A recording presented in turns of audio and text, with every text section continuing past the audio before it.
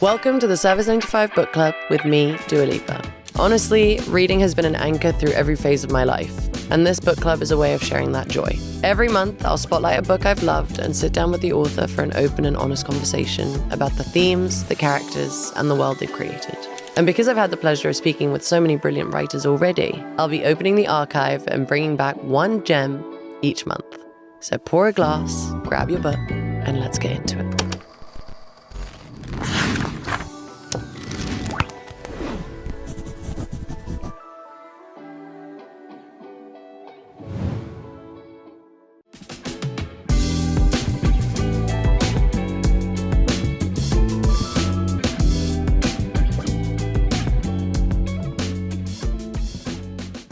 Hi, I'm David Szalay, the author of Flesh, which is Dua's monthly read for October, and I'm going to be answering a few of your questions. The first question I have here is from Reka, and it is, does your Hungarian heritage influence your writing?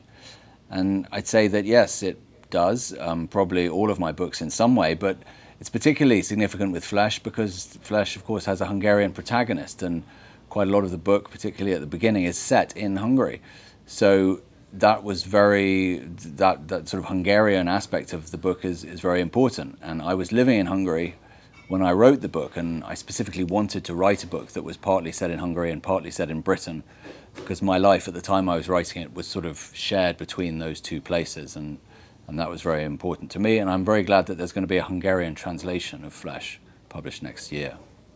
The next question from Sophia. Did you have to exercise restraint to keep the language so lean in Flesh? I think the first chapter of Flesh was written very deliberately in an extremely restrained way to maximize the impact, the emotional impact. There was a sort of strategy, if you like, at that point of writing about these quite shocking events in a very restrained and almost dry and detached way. So I guess that stylistic aspect of the novel was set then, and after that it became quite natural. That was just the voice of the novel, I think, after that. So I didn't really have to exercise restraint. No, it just became the sort of modus operandi of writing the novel and part of the process of writing it. The next question from Freddie. What draws you to those everyday moments, and how do you decide which small details carry the weight of a whole life? I definitely am drawn to those everyday moments. I think that's the things I like writing about most are these sort of superficially banal everyday moments. And in a book like Flesh, even when there are quite sort of big and dramatic things happening, I think I tend to write about them via the everyday moments that they are sort of surrounded by. So I certainly am drawn to them, that sort of texture of life.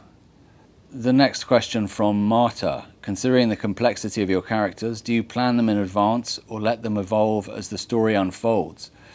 Well, I don't exactly plan them in advance, except in the sense that I need to have a very strong feel for the character from the beginning, I think. And that that's definitely not the same as planning them, because it's not a question of making lists of their favorite breakfasts or anything like that. It's just having a sense of their voice, I think. It's actually very difficult for me to put my finger on it, but I kind of know when it's there and when it's not there. And very often I'll start with someone I know, but hardly at all. I find that these are the best people to use for this purpose. People who I was once acquainted with, someone I worked with for 6 months, 20 years ago, something like that. Someone about whom I know very little, but I just have a sort of sense of a sort of a very elusive sense of who they are. And I often base characters on those kind of impressions, I guess. The next question, Harry. What is your planning process when you get the idea for a book? I'm not sure I have a planning process as such, but I do need to know how the book ends. And I know there are some writers who definitely don't need to know that. And others who do, and I'm very much one of the ones who does. I need to always be writing towards something, I think. That can change, of course, in the process of writing it. That something completely different can be put in.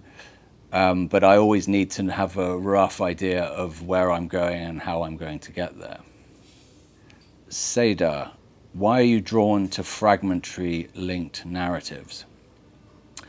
I think because there's a kind of intensity that you can get from having a longer book made of shorter pieces. I think that then each piece can have a sort of integrity and intensity of its own, and it also is a kind of discipline, I guess. It keeps the book focused. It prevents it sort of sprawling. And as a reader as well, I don't really like it when books sort of sprawl too much, and when I sort of lose a sense of where it's going or what it's doing. And so I like narratives where I feel that the writer has a very clear sense of what they're doing. And with these shorter narratives, these sort of fragments that Flesh is made up of each chapter, I can sort of sustain that much better. I think that's why I liked it.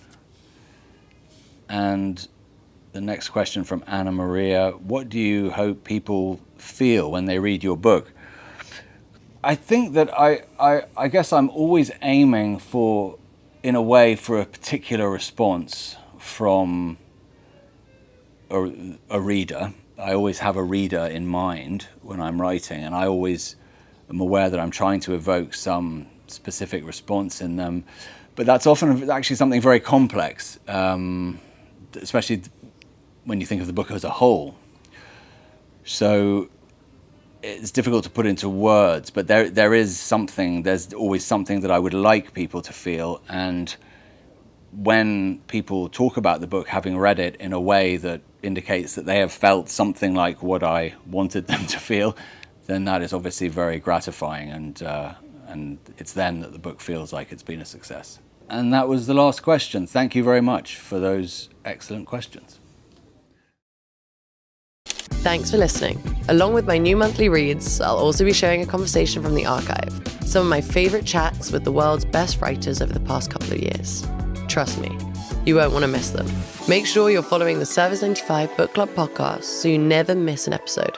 And if you love this one, why not leave us a review? Thanks so much for listening, and see you next time.